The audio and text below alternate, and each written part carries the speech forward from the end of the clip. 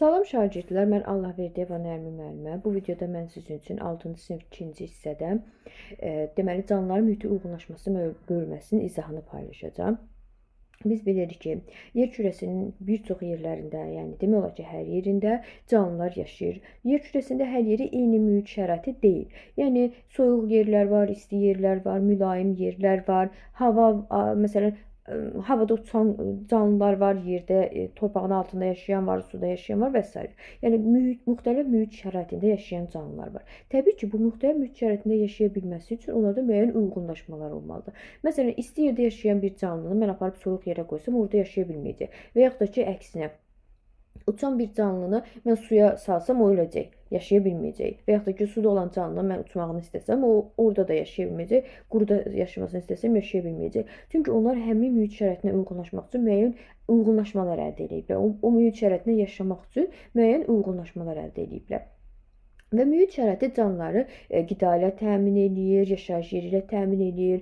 Amma eyni zamanda bu canlı orada yaşaya bilməsi üçün eyni zamanda yırtıcılarla mübarizə aparmalıdır, hava şəraitində mübarizə aparmalıdır ki, ona görə də onlara görə müəyyən uyğunlaşmalar əldə etməlidir. Əgər həmin uyğunlaşmaları əldə edə bilirsə, yaşayıb qalır. Yox, əgər əldə edə bilmirsə, demək ki, məhv olub gedəcək, yaşaya bilməyəcək. Və bu da canlının yaşadığı mühitə görə uyğunlaşma fərqlidir. Məsələn, soyuq mühitdə uyğunlaşmaqla əlaqədar olaraq bilirik ki, suda quruda yaşayanlardır, sürünənlərdir. Bunlar belə deyək də qış yuxusuna gedirlər də, yəni süs vəziyyətdə qalırlar. Belə deyək. Bunlardan da biri məsələn deyə bilərik ki, Alyaska meşə qurbağasıdır ki, bu hətta soyuq olanda aktivliyi azalmaqla yanaşı eyni zamanda ürək döyüntüləri də azalır. Yəni ürək döyüntüsü hətta döyülmür kimi deyə bilərik. Yəni o güclü şaxtaya tab gətirə bilməsi üçün, yəni bədən istiliyini ətrafa verməməyə çalışır və 62 dərəcə Selsi temperaturda belə, soyuq temperaturda belə, yəni yaşaya bilir. Ondan sonra yaz gələndə yenə belə deyək də dona açılır, yəni əvvəlki vəziyyətinə geri qayıda bilir. Bu belə. Sonra uyğunlaşma nədir? Uyğunlaşmalardan indi hamısından bir-bir danışacağıq. Deməli, canlılar müxtəlif mühitlərdə yaşayırlar. Bitki və heyvanların yaşadığı mühit deməli, bitki və heyvanların yaşadığı mühit habitat adlanır və ya buna yaşayış məskəni də deyə bilərik. Və canlılar müxtəlif mühit şəraitində yaşayanda onlara müxtəlif amillər təsir edir ki, bunlara abiotik və biotik amillər olaraq qruplaşdırırıq. Abiotik amillərə cansız təbiət amilləri, məsələn, günəş işığı, temperatur, hava, su, torpaq, mühiti və s. bunlar aid edir. Biotik amillərə isə bitkilər, heyvanlar və mikroorqanizmlərin bir-birlə qarşılıqlı əlaqəsi. Məsələn, bitkilərin bir bitkinin digər bitkiyə təsiri və yaxud da ki, heyvanların bitkiyə təsiri, mikroorqanizmlərin heyvanlara və yaxud da bitkilərə təsiri belə onların bir-birlə qarşılıqlı əlaqəsindən söhbət gedir. Bu faydalı da ola bilər, ziyanlı da ola bilər. Və yaxud da ola bilər ki, tutaq ki, mikroorqanizm, bakteriya bitki ilə faydalı münasibətdədir. Yəni bir-birinə xeyri var və yaxud da ki, bakteriya bitkini məhv edir. Bu cür ola bilər. Və yaxud da ki, biri üçün faydalı, digər üçün ziyanlı ola bilər və yəni müxtəlif ola bilər uyğunlaşmalar. Və mühitə uyğunlaşmalardan deyə bilərik ki, bu uyğunlaşma bir var davranış uyğunlaşması, bir var quruluş uyğunlaşması. Əgər bu canlının quruluşunda hər hansı bir dəyişiklik varsa, bu olur quruluş uyğunlaşması. Yox, davranışında dəyişiklik yaranırsa, deməli bu oldu davranış uyğunlaşması. Yəni məsələn, canlının təbii yaşayış mühitində sağ qala bilməsi üçün bədən hissələrində baş verən dəyişkənlik olur quruluş uyğunlaşması. Baxırıq ki, quruluşunda dəyişiklik olur. Məsələn, bədən rəngi dəyişir, özü dəyişir, forması dəyişir, bədən tük örtüyü məsələn, soyuq yerdə yaşayırsa daha qalın tük örtüyünə malikdir, mülayim yerdə yaşayırsa daha nazik tük örtüyünə malikdir. Və yaxud da ki, tutaq ki, quraqlıq yerdə yaşamaqla əlaqədar olaraq bitki tikana çevrilib və yaxud da ki, səhralıqda yaşayan bitkilər suyu az buxarlandırır və yaxud da müxtəlif tür ola bilər. İndi bunların hamısından danışacağıq. Amma bir var davranış uyğunlaşması. Yəni canlının təbii yaşayış mühitində sağ qala bilməsi üçün əldə etdiyi davranışlar. Məsələn, hava soyuqsa köç eləyir, quşlar köç edir və yaxud da ki, qış yuxusuna gedir və yaxud da elə canlılar var ki, suyun çatışmazlığından qorunmaq üçün, sağ qala bilməsi üçün, məsələn, yay yuxusuna da gedirlər. Məsələn, buradakı Bir dəqiqə. Baxın, burada uyğunlaşma formaları var. Bunları bir-bir demirəm, çünki video çox uzun olur. Bax, bu uyğunlaşma formaları mütləq əzbərləyirsiniz. Sonra məsələn, baxın, bu hissələrdə də var. Bu quşlar niyə V formasında uçurlar? Çünki bilirik ki, quşlar havada uçurlarsa, hava müqavimət qüvvəsinə, belə deyək, hava müqavimət qüvvəsi ilə rastlaşırlar və bu zaman öndə olan quş daha çox hava müqavimətinə, belə deyək də, məruz qalır. Daha çox yarmalıdır da havanı. Ona görə də öndə olan quş daha çox yorulur deyə onlar tez-tez yerini dəyişir. Məsələn, arxada olan gəlir önə, öndə olan gedir arxaya.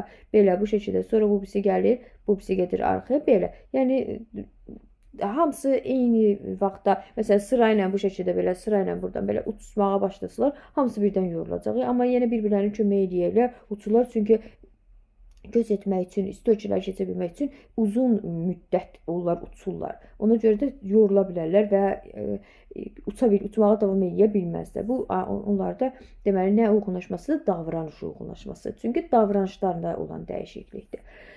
Sonra deyirik ki, tutaq ki, məsələn, quruda yaşayan heyvanların bədən hissələri yaşadığı mühitə uyğun olaraq dəyişə bilir. Məsələn, deyirik ki, məsələn, kenquruda güclü əzələlər var, ayaqları və yaxud da ki, quyruğu bu qaçması üçün uyğunlaşmışdır. Sonra uzun və güclü quyruğu olur, onu tarazlıqda saxlamaq üçün. Sonra hepardın quyruğu qaçarkən onun tarazlığını saxlamağa xidmət edir. Deməli, quyruq hansı funksiyanı yerinə yetirdi? Onun tarazlığını saxlamaq üçün. Məsələn, ilanın xüsusi pulcuqları var ki, o da səthə yapışmasına kömək edir və o da çünki bilirik ki, ilan sürünənlər qrupuna aiddir və onlar önə doğru rahat hərəkət edə bilsin, sürünə hərəkət edə bilsin deyə. Bu da demək ki, nədir? Quruda yaşamaq üçün əmələ gətirdiyi uyğunlaşmadır. Sonra su mühitində yaşamaq üçün, məsələn, görürsünüz, balıqların bədən quruluşu necədir? Ön hissə dar, orta hissə geniş və arxa hissədə dardır. Çünki o ön hissəsi o havanın, deməli, suyun müqavimətini yarmaq üçündür.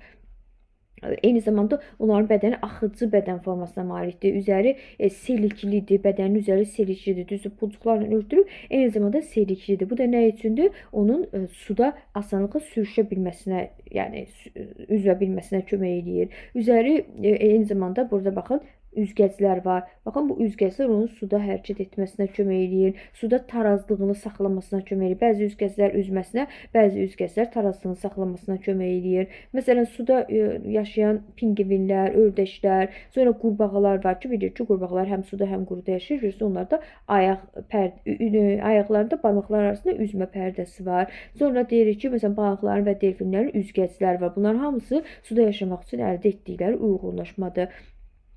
Sonra baxır, qurumda yaşayan tısbağalar var, suda yaşayan tısbağalar var. Quruda yaşayan tısbağaların ayaqları var, amma suda yaşayan tısbağaların ayaqları ətraflara, kürəklərə çevrilir, kürək şəkilli ətrafları çevrilib. Eyni zamanda deyir ki, morjların da ətrafları, çünki onlar suda hərəkət edirlər, balinalar suda hərəkət edirlər deyə ətrafları kürəklərə çevrilib ki, onda suda hərəkət edə bilsinlər. Amma məsələn, quşlar havada uçurlar. Yəni, havada uçan bir quş durub balığın xüsusiyyətlərini qazansa, yəni kürəklərə çevrilsə, məsələn, tısbağa kimi və yaxud da ki, üzgəclərə əməl gətirsə, o havada hərəkət edə bilməyəcək. Ona havada hərəkət etmək üçün lazım olan uyğunlaşmalar lazımdır. Məsələn, içi boş sümüklər onun bədəninin yüngül olmasına kömək edir, kütləsini azaldır ki, asanlıqla uça bilsin. Sonra qanadlar onun həm uçmasına kömək edir, həm də qanadları üzəri lələklərlə örtülüb, bədən üzəri lələklərlə örtülüb ki, o da bədəni isti saxlamağa kömək edir. Axıcı bədən forması onun sürətlə hərəkət etməsinə kömək edir. Sonra sadəcə quşlar deyil, məsələn, həşəratlar da var, uçan həşəratlar, bir çox həşəratlar uça bilir. Bədənin yüngül olması onların uçmasına kömək edir. Eyni zamanda deyirik ki, yarasalarda uça bilən məməlilərdir. Yarasanın güclü qanadları onun uça bilməsinə kömək edir. Məsələn, yarasalarda eyni zamanda delfinlərdə də exolokasiya qabiliyyəti var. Yəni, onların gözləri yaxşı görmür, amma qulaqları yaxşı eşidir. Yaxşı eşitmək üçün, yəni gözləri yaxşı görməsə də qulaqları onların hərəkət etməsinə kömək edir. Yəni ultrasəs siqnalları buraxırlar, onlar gedir müəyyən tutaq ki, önə doğru hərəkət etməlidir. O gedir, siqnal gedir öndəki maneəyə toxunur və geri qayıdır. O da o maneəyə toxunub geri qayıtması müddətini əsasən müəyyənləşdirir ki, bu maneə çox yaxındadır, yoxsa çox uzaqdadır. Sonra baxın, burada da müxtəlif canlılar canlıların, məsələn, quşların və digər qurbağaların və yaxud da ki, dələnin ayaq forması göstərir. Bu da onların yaşadığı mühitə uyğunlaşmağı ilə əlaqədardır. Məsələn, bu quruda yaşayan bir canlıdır, çünki onun ayaqları arasında pərdə yoxdur və caynaqları var. Baxın, bu suda yaşamaya uyğunlaşır, bu da suda yaşamaya uyğunlaşır. Dələnin ayağı, caynaqları var və bu cür ayaq quruluşu onun ağızlarda hərəkət etməsinə kömək edir. Bunları mütləq əzbər öyrənirsiniz. Sonra məsələn suda tənəffüs etmək üçün uyğunlaşma. Təbii ki, suda sadəcə hərəkət etmək üçün deyil, eyni zamanda tənəffüs etmək üçün də müəyyən uyğunlaşmalar əldə etməlidir. Çünki biz bilirik ki, ümumiyyətlə bütün canlıların tənəffüs etdiyi orqanlar nəm olmalıdır. Suda yaşayırsa təbii ki, dərisi nəm olmalıdır ki, dəri ilə tənəffüs edir.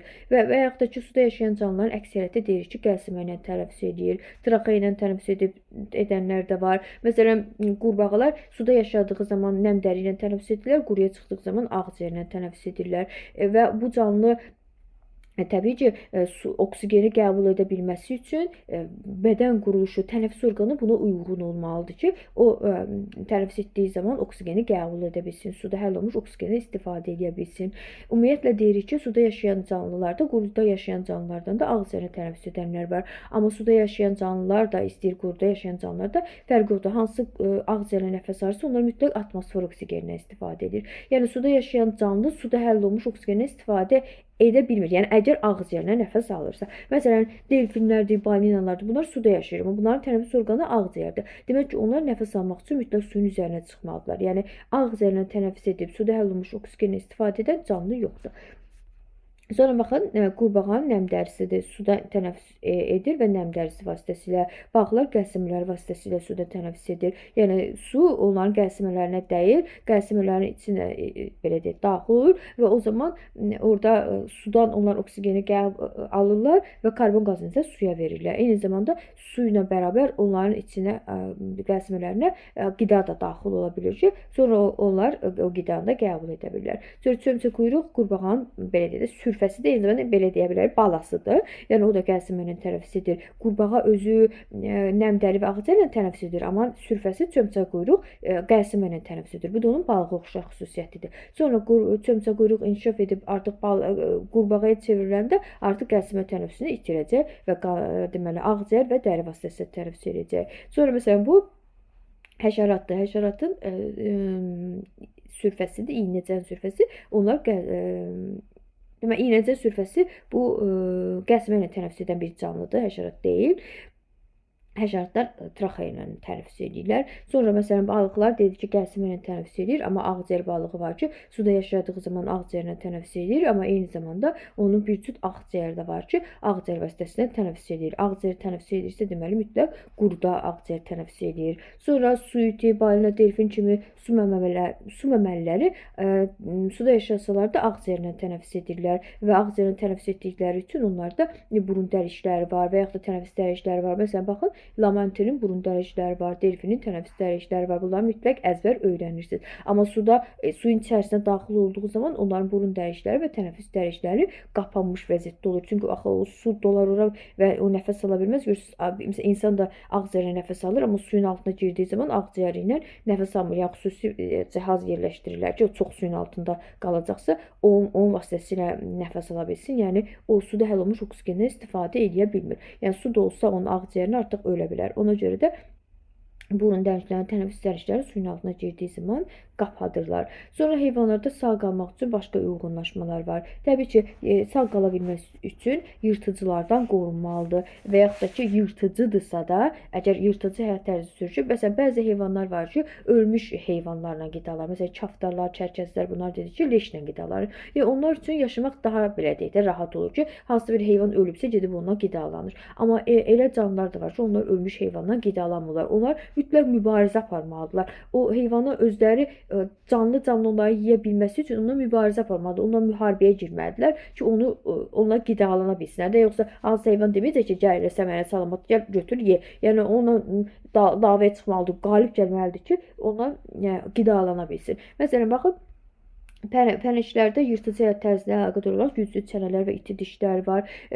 Qartallar güclü caynaqlar var. Caynaqlar vasitəsilə o hər hansı bir canlını tutur. Məsələn, ilanı deyirdi ki, tutur aparır qidalanı, qurbağanı, quşu, başqa quşlar və s. Yəni yırtıcı həyat tərzi keçirdiyi üçün uyğunlaşmalar əldə ediblər. Sonra məsələn deyirik ki, sonra məsələn burada hansı canlılar var idi? Bir dəqiqə ona göstərim. Məsələn, yarasalarda dedi eşitmə qabiliyyəti var. Qütb ayısında güclü qoxu bilmə qabiliyyəti var. Yəni bu yırtıcıdırsa ya bu güclü qoxu bilmə qabiliyyəti olmalıdır, ya eşitmə qabiliyyəti olmalıdır, güclü dişləri olmalıdır, güclü qaça bilməlidir. Yəni ola bilər ki, bu xüsusiyyətlər hamısı eyni bir canlıda olmasın. Yəni hər hansı biri olmalıdır. Yəni xüsusi iyi bilmə qabiliyyəti yaxşı olmalıdır.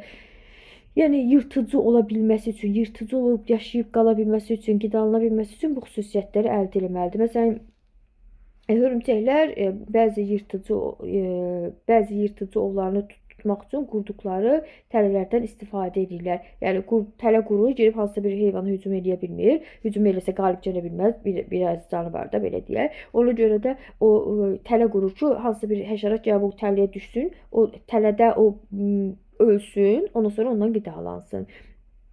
Məsələn, ilanlarda, əqrəblərdə, arılarda o belə deyək də, o canlını öldürsün deyə onu zəhərləyir. Ondan sonra ondan istifadə edir, ona qidalanır. Demək, onlarda artıq zəhər belə deyək də vəzləri var. Sonra məsələn heypardlar güclü qaça bilirlər, gepardlar güclü qaça bilirlər, qartallar yüksək sürətlə o hücum edirlər.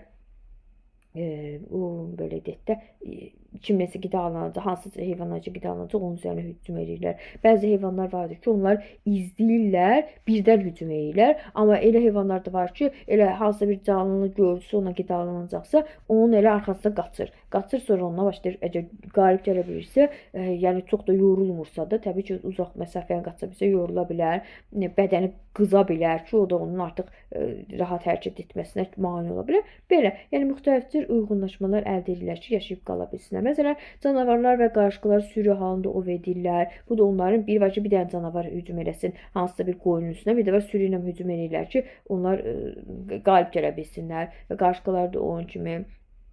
Sonra bitki yeyən canlılar qidalanmaq üçün müəyyən uyğunlaşmalar əldə edirlər. Məsələn, bu kolibr quşudur ki, kolibr quşu bitkinin çiçəklərindən nektar əldə edə bilməsi üçün uzun dimdiyi var. Məsələn, zürafələrin uzun boyları var ki, onlar ağacın yarpaqlarıyla qidalana bilsinlər. Eyni zamanda onların çənələrinin quruşu da qidalandığı qida ilə əlaqədar olaraq dəyişə bilir, ona uyğunlaşa bilir. Məsələn, yırtıcı həyat tərzi keçirirsə, onların dişləri daha yaxşı inkişaf edir. Məsələn, bitkilər qidalanırsa, onların bağırsağı daha yaxşı inkişaf edir. Çünki bitkilər gec həzm olunan bir şeydir və onlar bağırsaqda daha çox həzm olunduğu üçün, əgər bu heyvan belə deyək də bitkilər qidalanırsa, onların bağırsağı daha çox kameralara bölünmüş olur. Elə bir daha çox hissələrə bölünmüş olur ki, bitki buradan keçəndə biraz qidalanır, sonra keçir bura, belə müxtəlif hissələri keçdikcə daha çox parçalanmağa məruz qalır. Sonra eyni zamanda deyirik ki, bəzi həşəratlar var ki, yırtıcılardan qorunmaq üçün, məsələn, tısbağalardır, ilbizlərdir, xərçənglərdir, sıx xarici bədən örtüyə malik olurlar ki, məsələn, buğumayaqların deyirik ki, hamısında xarici skelet var, yəni hörümçəklərdə də var, həşəratlarda da var, xərçənglərdə də, yengeclərdə də var, eyni zamanda ilbizlərdə də xarici skelet var. Sonra yəni ilbizlər buğumayaqlı deyil, amma onlarda da var, bəzilərində xarici skelet var. Məsələn, göl ilbizində xarici skelet var. Sonra məsələn, tısbağalarda xarici çanağı var. Bu da onun xarici skeletidir. Yəni və yırtıcılardan mühafizə olmaq üçün girir çanağın içərisinə. Sonra məsələn var ki, bəzi heyvanlar, məsələn kirpilərdir, yexidnadır, tikan balığıdır. Bunlar yırtıcılardan qorunmaq üçün tikanlar əmələ gətiriblər. Sonra bəzi heyvanlar var, məsələn qurbağalar zəhərli vəzi ifraz edirlər ki, o pisiyli və zəhərli vəzi ifraz edirlər ki, yırtıcılar onların pisiyinə görə, zəhərinə görə gəlməsin onların üzərinə.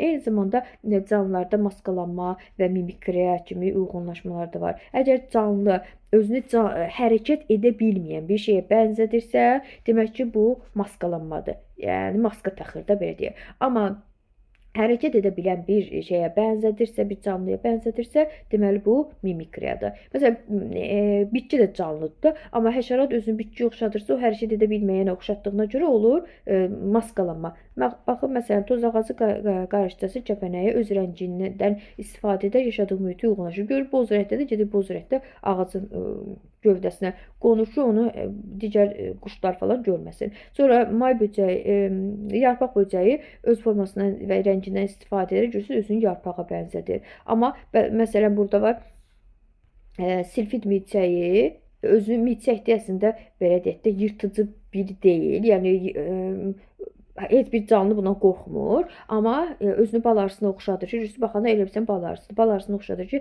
digər canlılar elə bilsinlər ki, o quşlar falan elə bilsinlər ki, o arıdır, zəhəri var, tikanı var, ona görə onu qovmasınlar. Bu artıq oldu nə? Hərəkət edə bilən bir şeyə bənzətdiyinə görə bu oldu mimikriya. Sonra məsələn bəzi heyvanlar vardır ki, məsələn plaşlı kərtənkələ daha böyük görməyə çalışdıqda onun çənəsinin alt hissəsində dəri qabarır və bədəndəki çıxıntılar aydın görməyə başlayır və o qorxunc göstərir.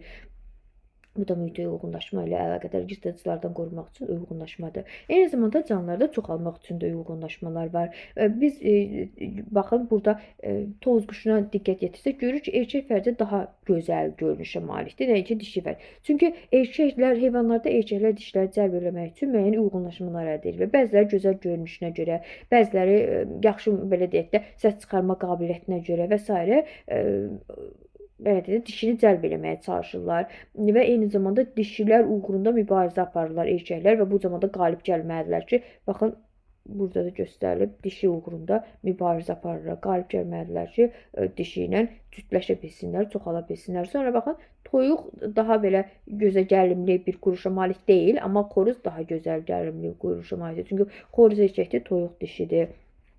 Sonra bəzi canlılarda çoxalmaq üçün uyğunlaşmalar var ki, məsələn, işılda böcək çoxalmaq üçün, belə deyək də, qaranlıqda parıldayır. Görürsünüz, baxın, parıldayır. Parıldamaq ki, dişiləri özünə cəlb eləməyə çalışsın.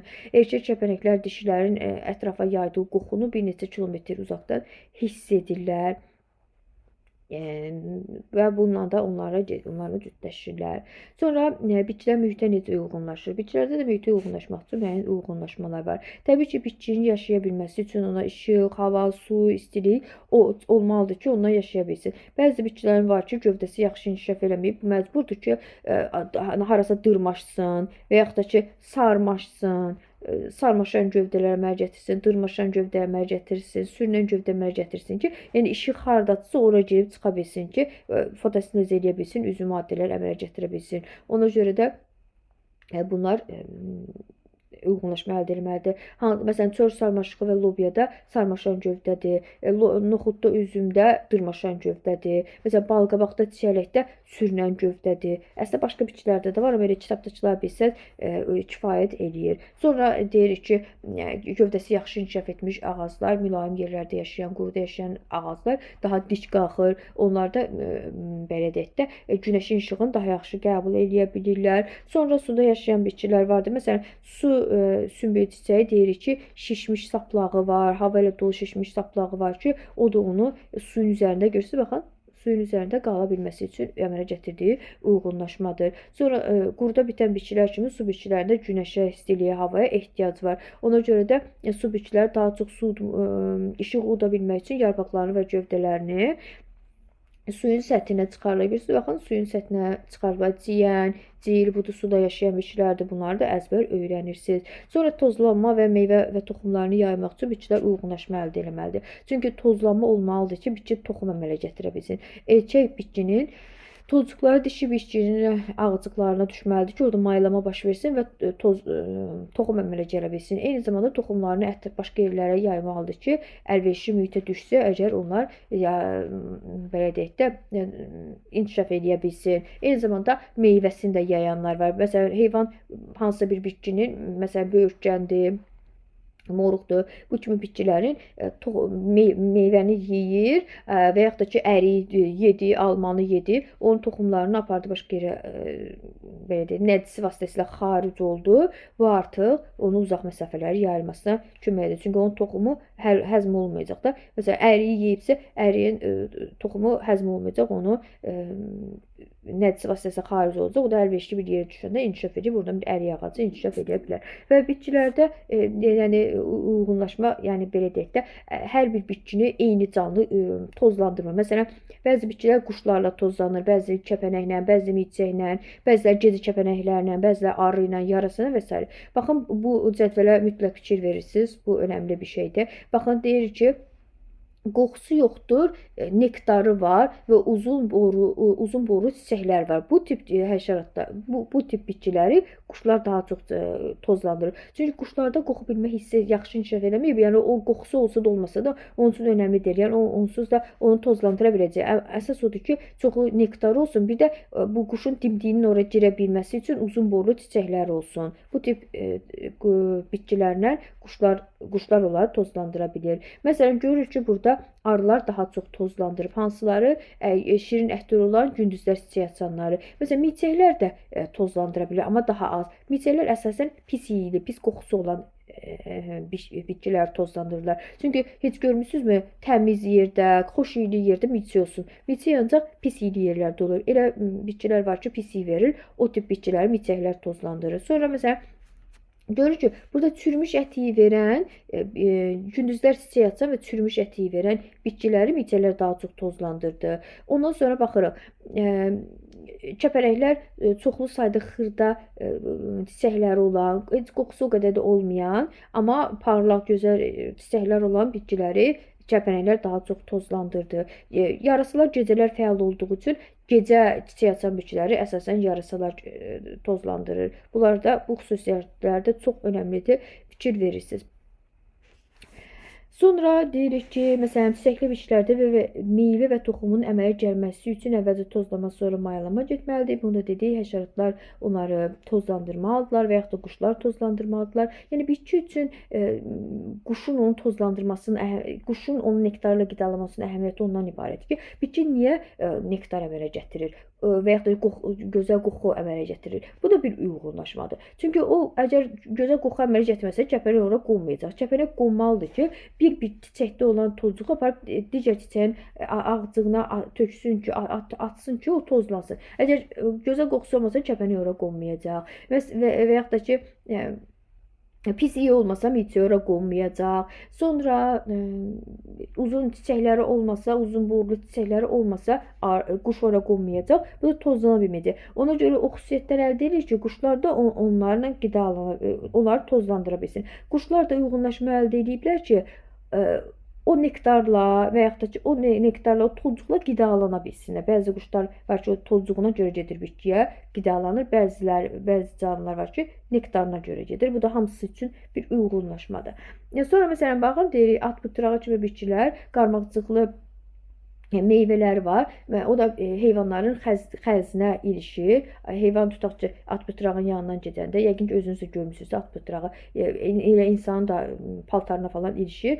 Onu da tutaq ki, yol gedirəm, gördüm, yapışdı paltarıma, görmürəm də o vaxt onu. Biraz keçəndən sonra görürəm, əlimlə qoparacağım, atırım harasa. Hə, deməli, mən onun artıq yarılmasına şərait yaratmış oldum. Eyni zamanda heyvanlarda, yəni müəyyən vaxtdan sonra harasa dəyir, düşür yerə, o da onun yayılmasına kömək eləmiş olur. Baxın, məsələn, yalanqoz burada qanadçığa malikdir. Ağcaqanadın meyvələri, yalanqoz, zəncirotun toxumları külək vasitəsilə yayılır. Görürsünüz, zəncirotunda külək vasitəsilə yayılmaq üçün tükcüyü var. Yalanqozun qanadçığı var. Ağcaqanadın qanadçığı var.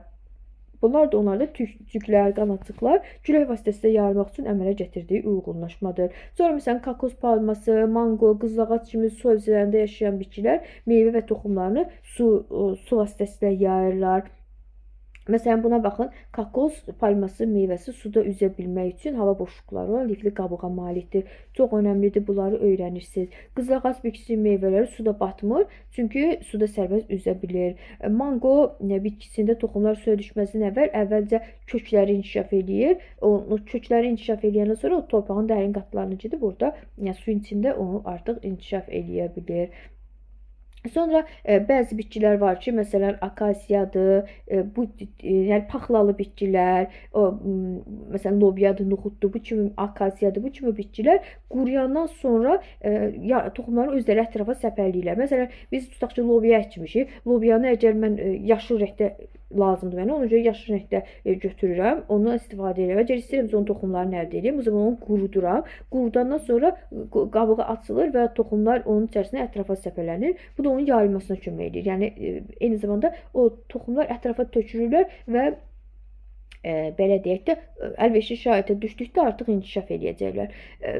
Və bir də onu yadınızda saxlayırsınız ki, məsələn, belə suallar düşə bilər ki, əgər bitkinin ətrafında öz toxumları çoxdursa, o necə yayılır? Məsələn, özü öz toxumlarını yayırsa, uzaq məsafəyə yaya bilməz də. Ona görə demək ki, onun ətrafında daha çox olur.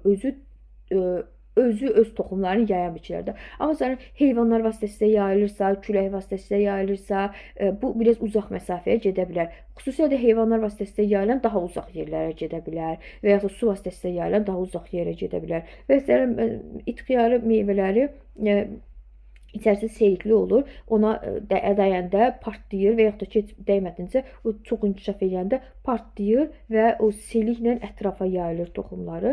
Bu cür toxumların yayılmasına şərait yaratmış olur. Sonra canlılar ekstremal temperaturlarda necə yaşayırlar? Yəni çox soyuq yerlərdə necə yaşaya bilirlər? Bu da onlarda bir sürü uyğunlaşmalar əmələ gətirməlidir ki, orada yaşaya bilsinlər. Məsələn, görürsünüz, bunlar morjlar, balinalar, bunlar suyun altında yaşayırlar. Hava soyuq oldu, su donacaq, su soyuq olacaq, orada necə yaşaya bilər?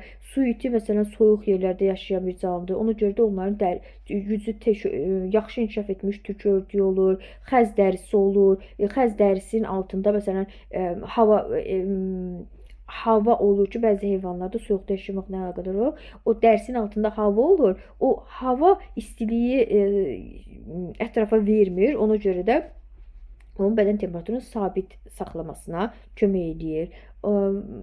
Belə, yəni məsələn deyirik ki, digər maddələrdə bərk halda olanda onların sıxlığı daha çox olur. Ona görə suyun dibinə batırlar. Amma suda buzun sıxlığı suyun sıxlığından maye halda olan suyun sıxlığından daha azdır deyə ona görə bu suyun üzərində qalır. Bu da belə deyək də suda yaşayan canlılar üçün əlverişli bir mühit yaradır ki, yəni ən azından donmurlar, amma yenə də suyun altında yaşayıb qala bilməsi üçün onlar uyğunlaşma əldə etməlidirlər. Və yaxud da ki, suda yaşamır, quruda yaşayan bir canlıdırsa qış yuxusuna gedir. Məsələn, ayılardır. Ayılar, tısbağalar qış yuxusuna gedirlər. Sonra mamutlar məsələn qış yuxusuna gedirlər. Onların ürək döyüntüləri zəifləyir, bədən temperaturu aşağı düşür. Hətta qış yuxusuna gedən canlılar su içmirlər, qidalanmırlar. Bu da onlar qidalanmırsa bəs necə yaşayır? Ölmür ki, yaşayır da. O necə əldə edirlər? Onlar məsələn qalın piy qatları olur. O piy qatlarını yay ərzində, yaz ərzində, payızda o qalın piy qatı əldə edirlər ki, qışda qış yuxusuna gedəndə o piy qatı belə deyək, bölünür, parçalanır və o piy qatından həm qida kimi istifadə edilir, həm də piy parçalananda ondan su ayrılır, su da ayrılır. O sudan da istifadə edirlər. Ümumiyyətlə deyirik ki, suda quruda yaşayanların, sürünənlərin, balıqların bədən temperaturu hətta mühit temperaturundan asılı olur deyə. Ona görə də məsələn əgər isti yerdə yaşayırsa, həmin vaxtda onun bədən temperaturu yüksək olur, aktivliyi yüksək olur. Əgər qış yuxusuna gedibsə, bədən temperaturu sabit olur, bu cür göstərir. Əgər soyuq yerdirsə, soyuq ərazisə bədən temperaturu aşağı düşür və aktivliyi azalır, belə göstərir. Amma suda quşlarda və məməlilərdə istəyir soyuq olsun, istəyir isti olsun, bütün fəsillərdə bu cür göstərir. Qrafikə baxın, bədən temperaturu bu cür göstərir. Yəni, məsələn, indi burada daha dəqiq çəkim, əgər bədən temperaturu, hava soyuqdursa, bədən temperaturu aşağı düşür. Sonra qış yuxusuna gedibsə, yəni süs vəziyyətdədirsə, bədən temperaturu sabit qalır. Hava istiləndə bədən temperaturu yuxarı olur. Demək ki, bu cür bir qrafik suda quruda yaşayanların, sürünənlərin və balıqların aktivliyini göstərən bir qrafikdir. Çox önəmlidir. Buna da fikir verirsiniz. Sonra təbii ki, isti yerlərdə yaşamaq üçün də canlılarda bir sürü uyğunlaşmalar əldə olunub. Məsələn, səhra yerdə yaşayanlar Əsasən gecələr aktiv olurlar. Çünki gündüzlər heyvanlardan söhbət gedir. Gündüzlər hava çox isti olduğu üçün gizlənirlər bir kölgədə, bir yerdə. O gecələr aktiv olurlar, gəzməyə başlayırlar. Sonra istidən qorunmaq üçün səhra ilanları və kərtənkələlərin əksəriyyəti gündüzlər kölgədə gizlənirlər. Gecələr hava soyuyanda orada bir-iki kəskin temperatur dəyişkənliyi olur. Ona görə də nə deyirdi? Fiziki aşınma baş verir. Bunu da yadınıza salmış oldum. Sonra çöl türküsünün bədən örtüsünə nisbətən iri qulaqları olur. Onlar da onun eşitməklə yanaşı, həm də isti səhralarda bədən temperaturunu tənzimləyir. Bədən temperaturunu tənzimləyir ki, o mühitdə yaşaya bilsin. Sonra məsələn səhrada yaşayan heyvanlar var ki, onlar çox su içmirlər. Su yoxdur, onsuz da elə çox içsinlər. Ona görə də onlar yediyi qidadan suyu əldə edirlər. Biz də yediyi qidadan suyu əldə edirik, amma bu bizə kifayət eləmir. Amma onlar uyğunlaşıblar da. Səhra tısbağaları məsələn yediyi qidadan suyu əldə edir, orada yaşayıb qala bilmək üçün uyğunlaşır. Məsələn dəvələr bir dəfəyə 50-100 litrə qədər su içirlər. Bu da onun susuz yerdə yaşamasına kömək eləyir. Eyni zamanda onlar da ürgüclərində, yəni güvənlərində piy qatı toplayırlar ki, o piy dediki parçanda su ayrılır deyə ondan sudan da istifadə edə bilirlər. Eyni zamanda deyirik ki, onların ifrazat orqanı elə inkişaf edib ki, yəni suyun çox hissəsini geri sorur da, az hissəsini xaric edir. Onlar sidik çox az xaric edirlər. Yəni ümumiyyətlə səhrada yaşayan heyvanlar sidik az xaric edirlər. Sonra quraqlıqda yaşayan bitkilərin kökləri çox dərinə gedirlər. Onlarda yarpaqları ensiz olur. Məsələn, iynə yarpaqlı şəklində deyirik. Məsələn, kaktus kimi bitkilərdə yarpaqlar tikana çevrilir. Quraqlıqda yaşayan bitkilərdə yarpaqlar çox enli ayalı olmurlar ki, yəni suyu çox buxarlandırmasın. Su çox yoxdur, biraz su tapıb onu da buxarlandırsa artıq məhv olacaq. Və yaxud da ki, deyə bilərsiniz ki, onu buxarlandırmasın. Əgər enli ayalıdırsa günəş yandırır onu, məcburdur yanmasın deyə suyu buxarlandırsın ki, yanmasın. Amma əgər ona görə də ensiz ayalı edir ki, çox su buxarlandırmaq məcburiyyətində qalmasın. Sonra bu da belə, sonra canlılar mühitə uyğunlaşa bilmədikdə nə baş verir? Təbii ki, əgər dedik ki, bu uyğunlaşmaları əldə edirlər. Əgər mühitə uyğunlaşa bilmirlərsə, bu zaman onların nəsli kəsilir. Məsələn, yunlu mamutdur, dadodur. Sonra qılınc dişli, pələngdir, Tasmaniya canavarı ki, bunlar artıq nəsli kəsilib və onlar artıq hansı kitaba daxil edib? Qara kitaba daxil edib. Əgər nəsli kəsilmək təhlükəsi varsa və yaxud da nadir növlərsə, bunlar qırmızı kitaba daxil edilir ki, onları qorumağa başlayırlar. Artıq onlar haqqında məlumatlar yazmağa başlayırlar, onları qorumağa başlayırlar. Yəni nəsli kəsilmək təhlükəsi olan heyvanlarda, məsələn, canlıların birbaşa təsir göstərir və onların yaşayış mühitinin məhv olmasına səbəb olur və məsələn, Xəzər su içisidir, bezar keçisidir, qaya balığı nəsli kəsilməkdə olan heyvanlardır. Məsələn, şabalıd yarpaq, palıd, zəfəran, meşə novruzu, xarı bilbir kimi nəsli kəsilmək təhlükəsi olan bitkilər var. Bunları əzbərləyirsiniz. Bu da belə, yəni deyirik ki, bitkiləri BMT özü, Beynəlxalq Təbiəti Mühafizə İttifaqı, bitki, göbələk və heyvanların vəziyyətinin ən gec 10 ildən bir, mümkün qədər 5 ildən bir qiymətləndirməsini tövsiyə edir. Yəni yoxlayırlar ki, məsələn 5 il ərzində yoxlayırlar ki, bu görək 5 il keçdi, görək bu göbələkdə nə qədər qalıb da, yəni çoxdurmu, azdırmı? Təbii ki, sadəcə ətraf mühit şəraitinə görə yox, insanlar da bitkilərin nəslinin kəsilməsinə səbəb ola bilir, heyvanların nəslinin kəsilməsinə səbəb ola bilir, onları ovlayırlar. Bu da onların nəslinin kəsilməsinə gətirib çıxara bilir. Eyni zamanda bu hissəyə mütləq fikir verirsiniz, əzbərləyirsiniz. İndi bunlar əzbərdir, bir-bir demirəm, video çox uzun olmasın. Məsələn, düşmənlərdən qorumaq üçün hansı uyğunlaşmalar var, suda yaşamaq üçün hansı uyğunlaşma var, şikar tutmaq üçün olan uyğunlaşma, çox isti yerdə olanlarda, heyvanlarda uyğunlaşma, bitkidə uyğunlaşma və s. və bunların hamısını sizdən soruşacağım. İndi işarə qoymadıqlarım o demək deyil ki, lazım deyil, hamısı lazımdır. Bu qədər şagirdlər, ümid edirəm ki, hər biriniz üçün aydın oldu. Uğurlar, sağ olun.